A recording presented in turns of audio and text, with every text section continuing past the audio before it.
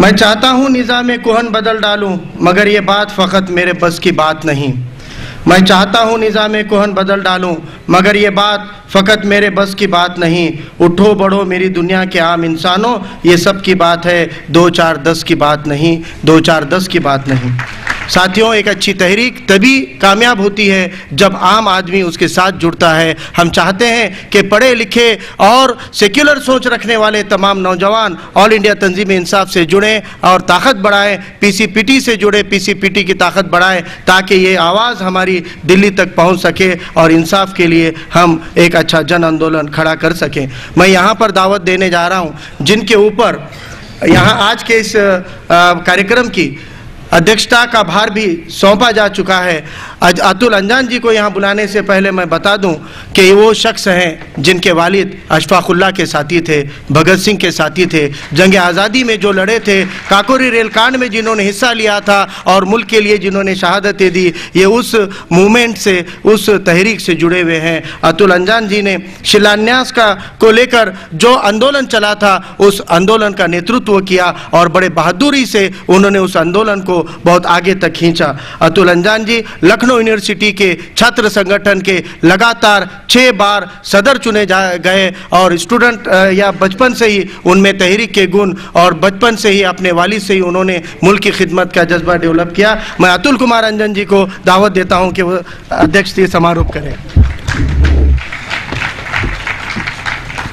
सदर साहब, महापौर जी, मंच पर बैठे हुए तमाम नेतागण जिन्होंने बहुत सारी बातें आपके सामने रखी, काफ़ी देर से आप बैठे हुए हैं और मैं आपका ज़्यादा वक्त नहीं लेना चाहता। नांदेड़ में ये सम्मेलन करके पीसीपीटी ने ये अपनी चौथे बड़े सम्मेलन को आयोजित किया है। सारे हालात पर वर्धन साहब ने कहा, समाजी स्थिति क्या है अदीप भाई ने कहा, अजीज पाशा साहब ने कैसे जुल्म रोका जा सकता है इसकी बात कही, रज़ा मुदाद साहब ने कुछ फैसले लेने की बात कही, आदिल भाई अब ये कह रहे थे कि हुब्बुल वतनी और पढ़ाई और लिखाई और तरबियत देने की क्यों ज़रूरत है। भाई इंजीनियर जी ने आरएसएस की बात कही, खेतान ने कुछ तथ्य सामने रखे।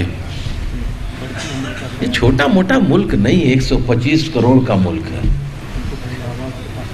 अब्बास साहब 125 करोड़ का है और जज्बात पैदा करके मैं आपको किसी रास्ते में ले जाके खड़ा करने के लिए तैयार करूं, इसके लिए मैं यहां नहीं आया हूं। लेकिन फैसला करना आपको है जमहूरियत में। ठीक कहा दीप भाई, यहां सर गिने जाते हैं, लेकिन सर के साथ शऊर भी तो होना चाहिए।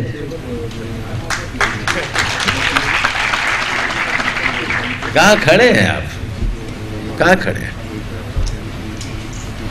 65 साल की हमारी आजादी, 125 करोड़ की आबादी, 17 करोड़ औरतें ऐसी हैं जिनके पास सिर्फ एक साड़ी है, दूसरी साड़ी नहीं है पहनने को, पेटीकोट भी नहीं है, ब्लाउज भी नहीं पहनती, रोज नहा नहीं सकती क्योंकि गांव में आड़ नहीं बना है जिसपे वो पानी या बाल्टी में पानी भर के आड़ में नहा ले, इसलिए नहाती ही नहीं। 7.5 करोड़ लोग टीबी के मरीज हैं।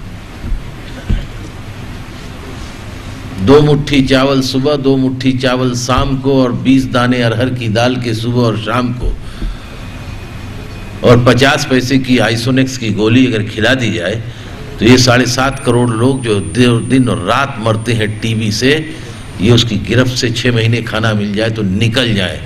इस देश में पिछले साल 23 लाख टन गेहूं और चावल सड़ गया। सुप्रीम कोर्ट सरकार से कहते रहे कि इसे बांट दो गरीबों में। हमारे प्रधानमंत्री ने कहा कि सरकार के कामों में न्यायपालिका का हस्तक्षेप जरूरी नहीं है। सड़ गया। लेकिन हम बांट नहीं सके। लेकिन लोग टीबी के मरीज हैं। 6.5 करोड़ लोग सुबह तहसील से लेकर के सुप्रीम कोर्ट तक इंसाफ के लिए दरवाजा खटखटाते रहते हैं।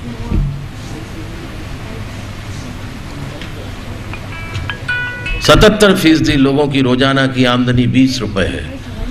प्रोफेसर अर्जुन सेन गुप्ता, जो हिंदुस्तान के एक माहिर इकोनॉमिस्ट थे और कांग्रेस पार्टी के मेंबर पार्लियामेंट थे, 2007 में जब हम सब लोगों की एक पकड़ थी पार्लियामेंट के ऊपर और गर्दन पकड़कर सरकारों से कुछ करवाया करते थे, तो हमने कहा था कि देश की दौलत का हिसाब लगाने के लिए एक कमीशन मुकर्रर किया जाए।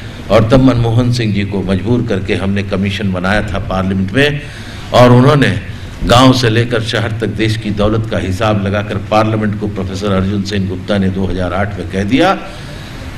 राष्ट्रपति को प्रतिभा देवी पाटिल जी को रिपोर्ट दे दी कि उन्होंने 106 करोड़ लोगों का हिसाब किताब लगाकर बताया कि 77% लोगों की रोजाना की आमदनी 20 रुपए है, यानी 83 करोड़ 65 लाख लोगों की इस देश में रोजाना की आमदनी 20 रुपए है। और इस 83 करोड़ 65 लाख में 24 करोड़ लोगों की रोजाना की आमदनी 9 रुपए है। यह है गुर्बत हिंदुस्तान में। और हम लोग और आप लोग यहाँ सियासी इंसाफ की बात सोच रहे हैं। यहाँ जिस्म बेचे जाते हैं, यहाँ किडनी बेची जाती है, या बच्चे बेचे जाते हैं, या दवाई नहीं, दवाई सड़ जाती है। मजहब और धर्म के नाम पर और जात के नाम पर सड़े हुए टमाटर जो 10,000 रुपए किलो बिक रहे हैं, जिनको नाली में जगह नहीं मिले, उन्हें आपने पार्लियामेंट में चुन करके भेज दिया है। वो कानून बना रहे हैं, वो कानून बना रहे हैं। और आप रोते हैं। बबूल का पेड़ बो रहे हैं और आम की ख्वाहिशमंद है, आम के ख्वाहिशमंद है। 543 की लोकसभा के मेंबर में 350 बदचलन, आवारा, बेईमान, बलात्कारी, चोर, उचक्के, लफंगे इकट्ठा हो गए हैं और वहां से आप आईन पास कराना चाहते हैं बेहतर। जब मैं कुछ कह दूंगा आपको बुरा लग जाएगा। ना बुरा लग भी जाएगा तो मेरा क्या कर लेंगे आप? क्या कर लेंगे? क्या कर लेंगे? कुछ कर लेंगे क्या? कुछ नहीं कर सकते। अरे आपने तो गुजार दी बुजुर्गों, अपने लड़कों के बारे में सोचो। आपने तो पठा चप्पल पहन के गुजार दी। ये लड़के, आपने तो कुर्ता पजामा छोटा बड़ा पहन के गुजार दिया। ये लड़के लेवाइस की पैंट पहनना चाहते हैं, रैंगलर की पैंट पहनना चाहते हैं। कहां से लाओगे? काम मिलेगा नहीं, काम करोगे भी नहीं। काम करना भी चाहो तो काम मिलेगा भी नहीं। देश की दौलत का मुंसिफाना तकसीम है ही नहीं। गन वर्धन साहब तो बहुत अच्छा बोले, अभी बाहर होगी बात। क्या बोले, माशाअल्लाह, बहुत अच्छा बोले। फिर एक धीरे से बोले तो अच्छे, मगर है तो सुर्खे दहरिए ही ना। ये भी बोलोगे? कहां है? दहशतगर्दी की बात हो रही है। आज पढ़ा अखबार आपने? छोटी सोच अपने अगल बगल की देखते रहोगे, ये दुनिया अब छोटी नहीं रही। सोच को फैलाओ। सीखा नहीं अभी आपने? आज अखबार में निकला है, अमेरिका कह रहा है कि सीरिया में कीमियाई हथियार हैं और हमें दखलंदाजी करनी होगी, फिर बम हम चलाएंगे। हमने लीबिया खत्म कर दिया और सऊदी अरबिया और जॉर्डन उनके साथ खड़ा है। सीरिया में कीमियाई हथियार हैं, झगड़ा चल रहा है। यही बात तो अमेरिका ने कही थी ना इराक में, कि सद्दाम हुसैन की बिस्तर के नीचे एटॉमिक बम का जो है वो स्विच रखा हुआ है, न्यूक्लियर बम है उसके पास, उसके पैलेस में कीमियाई हथियारों का जखीरा है। अलबरदाई साहब IAI के चेयरमैन थे, घूमते रहे, उन्होंने कहा नहीं है। उसने कहा गलत आपने बताया है।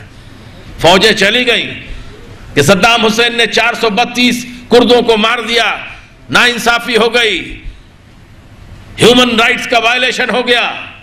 नाटो की फौजें 1,22,000 मार्च कर गई, मार दिया, पलट दिया बिस्तर।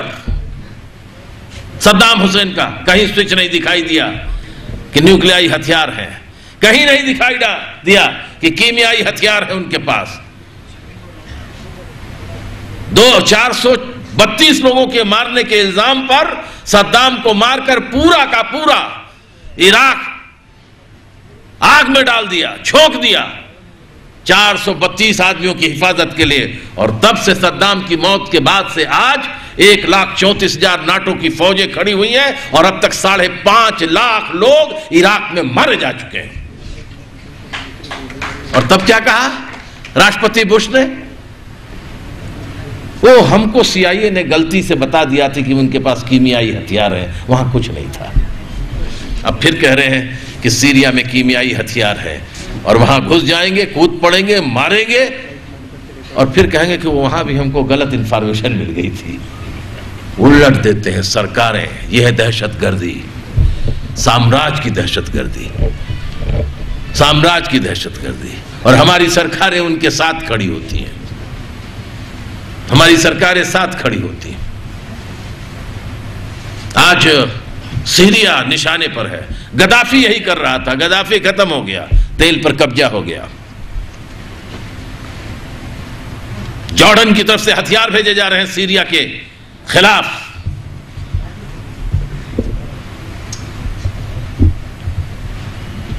असद के खिलाफ हथियार भेजे जा रहे हैं।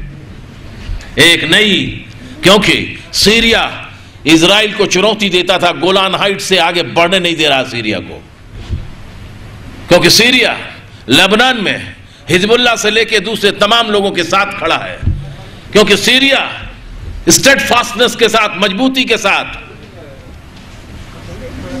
बैतुल मुकद्दस और मस्जिद अक्सा की हिफाजत करने वाली उन तंजीमों के साथ फलस्तीन के खड़ा है जो कहते हैं कि यह जमीन हमारी है।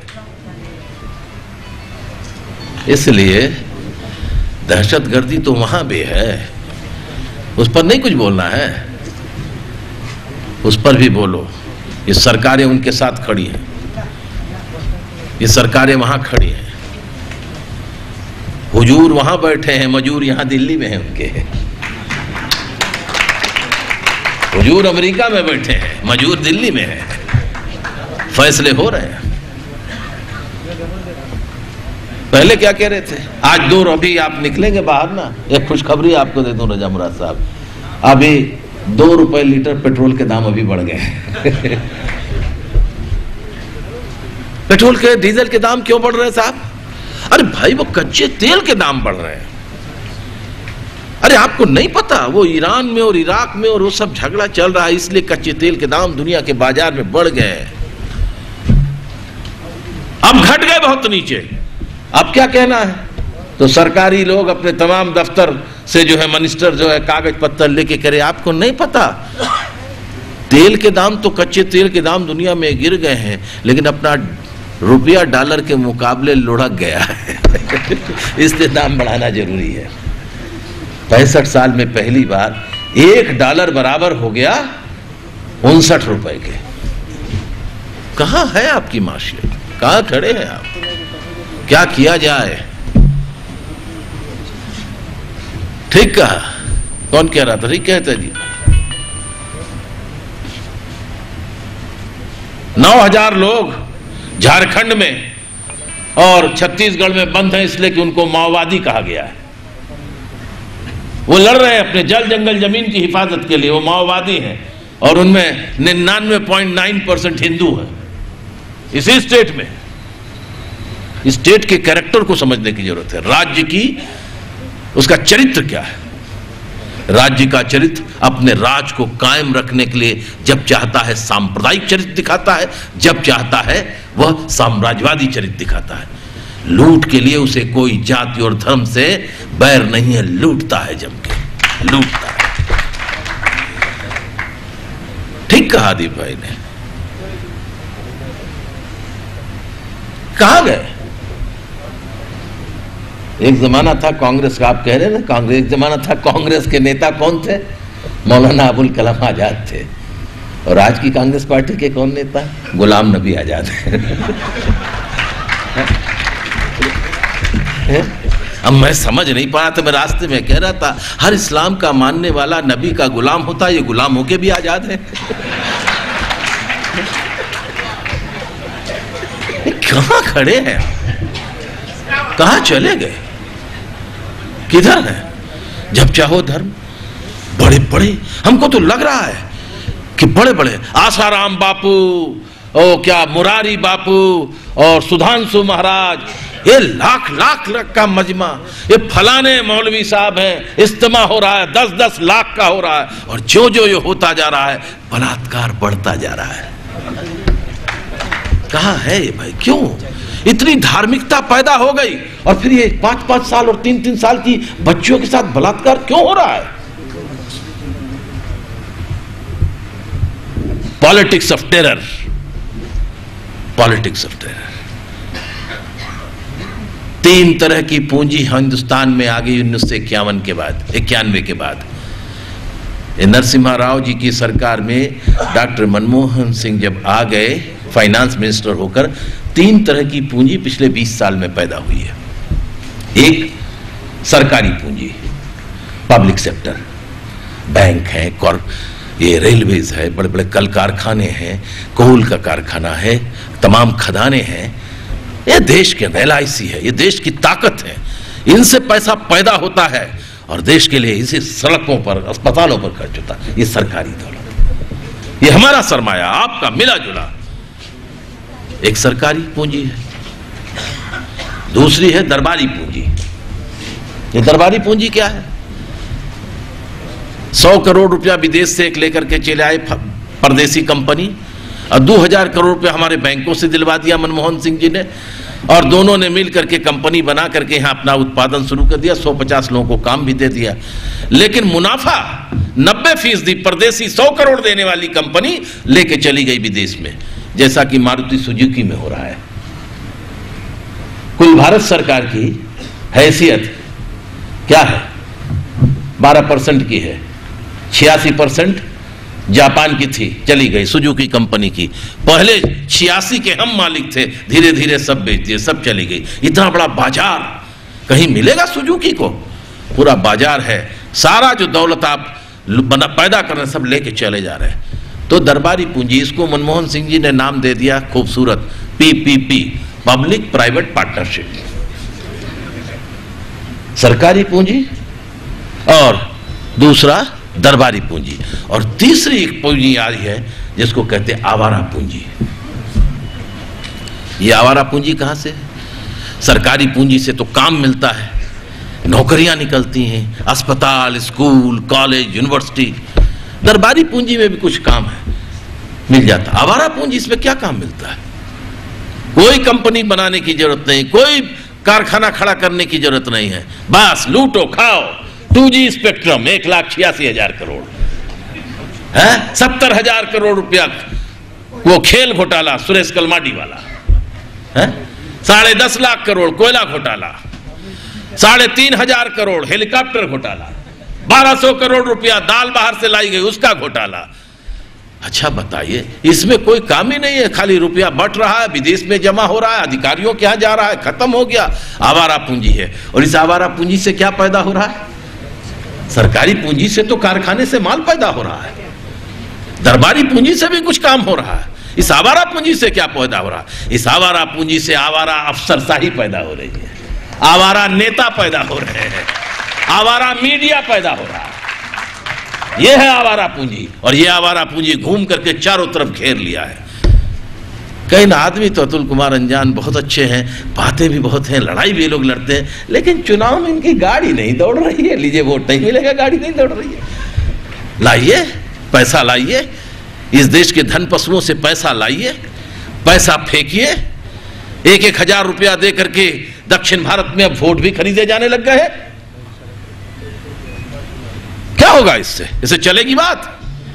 जाति और धर्म के नाम पर वोट देकर क्या होगा? ठीक है, साथी अमीक बता रहे थे 68 MLA हो गए उत्तर प्रदेश में, क्या हो गया? क्या मिल जाएगा इसमें? कुछ हुई बात? एक आदमी ने बात नहीं की निमेश कमेटी की, एक आदमी ने बात की खालिद मुजाहिद की, कुछ नहीं, बोल बात जरूरत नहीं। खुश है कि 68 हो गए, बाप मर गए अंधेरे में, बेटे का नाम पावर हाउस सिंह। खुश है, हो गए, खुश है, क्या मिलेगा इससे आपको? अब समय है सोच बनाने का, अब समय है गलत लोगों को कहने का। हम नहीं आपसे कहने आए हैं जाइए, आपका जिसमें अकीदा है उसमें जाइए, मैं नहीं कहना चाह रहा। आप मस्जिदों में जाकर नमाज पढ़िए, मंदिरों में पूजा अर्चना कीजिए, गुरुद्वारे में जाइए, जिसका है चर्च में जाए। हम नहीं कुछ कह रहे हैं, लेकिन इंसाफ की बात होगी। किस धर्म ने कहा कि दूसरे धर्म के खिलाफ बगावत का झंडा उठा लो? किस धर्म ने कहा दूसरे धर्म के खिलाफ लड़ाई लड़ो? किस धर्म ने कहा कि चोरी और बेईमानी को देखते रहो? किस धर्म ने कहा कि घूस और भ्रष्टाचार को आगे बढ़ाओ? और अगर नहीं कहा है तो फिर उसके खिलाफ लड़ाई होगी कि नहीं होगी? ये सवाल है, ये सवाल है। बहुत अच्छी अच्छी बातें हुई। सन 47, कभी कभी अदीब भाई गांधी कहते हैं ठीक है, वो 2 राष्ट्र का सिद्धांत दफन हो गया, दफन हो गया।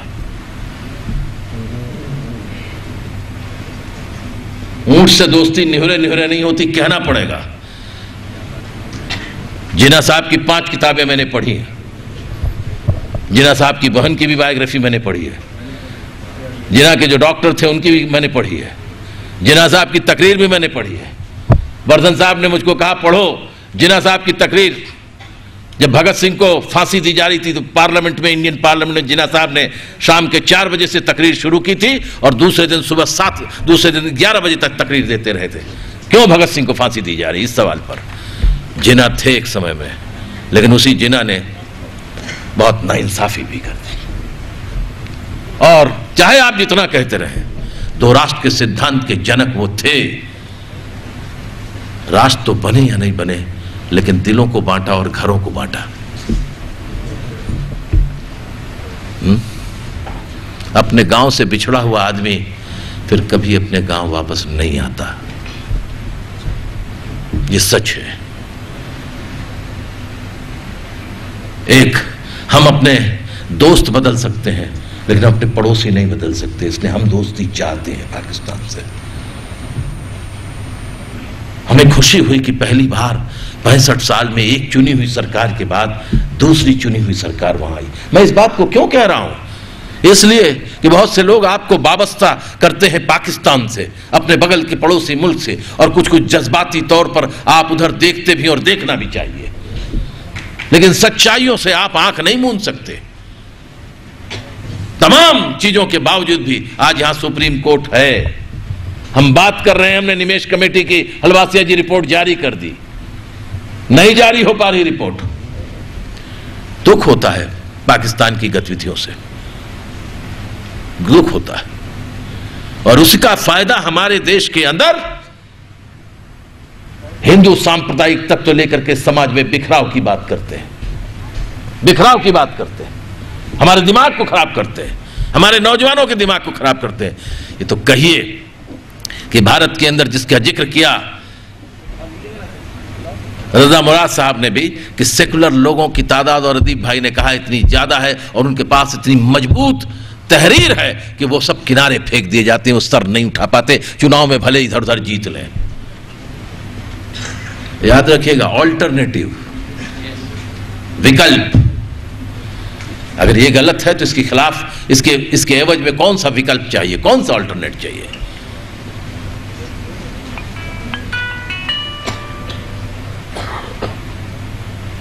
दस लंगड़े मिलकर के एक स्वस्थ पुरुष नहीं बन सकते। समझे? इसको समझ लीजिए। 10 लंगड़े इकट्ठा होकर एक ठो मिल्खा सिंह हो जाएंगे क्या? दौड़ने लगेंगे? या पीटी उषा उड़न तस्तरी हो जाएंगे? राजनीति भी 2 और 2 4 है, 3 और 5 नहीं है। अपने नागरिक अधिकार, जनतांत्रिक अधिकार के लिए आपको ऐसे लोगों को संसद की दीवारों के बीच में चुनकर भेजना होगा जिनकी सोच सेकुलर हो। मैं आपसे कहना चाहता हूं, इस नांदेड़ में कुछ अनुभवों के साथ मैंने कभी कहा था अपने कुछ दोस्तों के साथ, अगर इस देश में बाएं बाजू की ताकतें 50, 55, 60 पार्लियामेंट में नहीं पहुंची तो इस मुल्क के अंदर बुनियाद परस्त मजहबी स्टेट बनाने की पहल हो जाएगी। वो दिन चले गए जब कांग्रेस पार्टी लड़ा करती थी, अब वो नहीं है। कांग्रेस पार्टी फिसलन की शिकार हो गई, फिरकावारियत की फिसलन हो गई इसमें। और जो नए आ गए हैं तो बोल ही रहे हैं कहां से कहां चल रहे हैं। उनसे लड़ना होगा, उनसे नजरियाती तौर पर लड़ना होगा, हथियार से नहीं लड़ना होगा। जमहूरियत में नजरियाती तरीके से लड़ी जाती है और तलवार की मार नहीं, वोट की मार करके फिरका परस्तों को नाली के अंदर घुसेड़ करके मार देना, ये हमको और आपको सीख लेना होगा। जमहूरियत में यही है, और कौन सी सजा हो सकती है। हम सब लोग इकट्ठा हैं, आपसे कहना चाहते हैं दिल छोटा मत करना। इस देश में सेकुलर लोग और सही सोच के लोग हिम्मत करके खड़े होते हैं। हम उन लोगों की जमात में हैं। जब शिलान्यास हो रहा था ना, सब भाग गए थे। वर्धन साहब, राजेश्वर राव, सब लोग 1.5 लाख लोग हम लोग फैजाबाद में इकट्ठे हुए थे और बहुत मार खाई हम लोगों ने, लेकिन अपनी बात कही। कम से कम 5 से 10 करोड़ छोटी छोटी किताबें, पुस्तक, पैम्फलेट बांच करके हमने फिरकावारियत के खिलाफ, हिंदू सांप्रदायिकता के खिलाफ अभियान चलाया। 50 करोड़ रुपया खर्च करके नजरियाती लड़ाई। तब आज ये माहौल बदला है, वरना वो भी माहौल था ना यहां पर कि बस में चलते हुए जिसकी दाढ़ी देख लें उसी को कहें कि ये क्या हो रहा है। इसलिए भाइयों, दोस्तों, हम सब लोग ये मुहिम चला रहे हैं, आपका ताउन चाहिए। हमारे पास पैसे नहीं है, किताब छापी है हमने, हमें किताब और छापना चाहते हैं। हम कैसा हिंदुस्तान चाहते हैं ये भी कहना चाहते हैं। हम अशफाक उल्लाह की आखिरी चिट्ठी छापना चाहते हैं जो जेल से उन्होंने, फैजाबाद की जेल से मुल्क के लोगों के नाम लिखी थी। तबील खत है 8 पेज का, हम वो भी खत छापना चाहते हैं जो जिन्ना ने भगत सिंह की हिमायत में पार्लियामेंट में कही थी। हम वो भी खत छापना चाहते हैं जो इस मुल्क के अंदर उन तमाम लोगों ने कही तो जो इस मुल्क की एकता चाहते थे। हमें आपका ताउन भी चाहिए और आपकी मदद भी चाहिए। हमको कोई बड़ा धन पशु या हमको इजराइल से और अमेरिका से पैसे किताब छापने के नहीं मिलेंगे, हमें आपका सहयोग चाहिए। मुझे खुशी है फारूक भाई को आप और उनके साथियों को आप सब लोगों ने मदद की और ये सम्मेलन हुआ। ऐसे सम्मेलन करने होंगे और करने होंगे। इसका मकसद क्या है? ना हमारी चेहरा इतना खूबसूरत है कि आपको देख करके बड़ा लुत्फ आए और ना आपके इन झुलसे हुए चेहरों को देख कर मुझे कोई रोशनी मिलने वाली है। सिर्फ कम्युनिकेशन, बातचीत का। हम आपको हम सुनना चाहते हैं, आपको सुना, मैंने देखा। हम चाहते हैं कि महाराष्ट्र के अंदर जो लोग नौजवान जेलों में बंद हैं उनके लिए एक बड़ा सम्मेलन करें। मुंबई में करना चाहते हैं, आप सबका सहयोग चाहिए। पूरी किताब चाहते हैं, ठीक कहा। न्यायालय की बना पाएंगे कि नहीं बना पाएंगे, लेकिन पीटीपीसी की तरफ से हम चाहते हैं कि अच्छे वकीलों का एक बड़ा दिल्ली में 10-12 वकीलों का रखें जो 50 नौजवान जेलों में बंद हैं 6-6, 10-10 साल से। 1,000 पेज की चार्जशीट है उनकी। एक चार्जशीट निकालने जाओ 20,000 रुपया खर्चा होता है। मुकदमा दायर करो 20 ठो उसके चार्जशीट के 1,000 पेज के 20 ठो फोटो स्टेट लगाओ। वो सारा एक सेल बनाना चाहते हैं लीगल, उन सब लोगों की मदद के लिए। आने वाले दिनों में हम उस काम को करना चाहते हैं ताकि उनको ला सके। और साथ साथ सिर्फ ये भी कह दें, सिर्फ उन्हीं की लड़ाई नहीं लड़ना चाहते, जो झारखंड और बस्तर में फंसे हैं उनकी भी लड़ाई हम लड़ना चाहते हैं। आपकी तरफ से लड़ना चाहते हैं, तब ना इंसानियत की बात होगी। मैं आप सब लोगों का बहुत ही शुक्रगुजार हूं कि आप सब लोगों ने पूरी मदद की। दिल छोटा मत करना। ये देश जितना हिंदुओं का है, उतना मुसलमानों का, उतना सिखों का, उतना ईसाइयों का, ये हम सब का देश है। ये किसी बाप की जागीर नहीं है।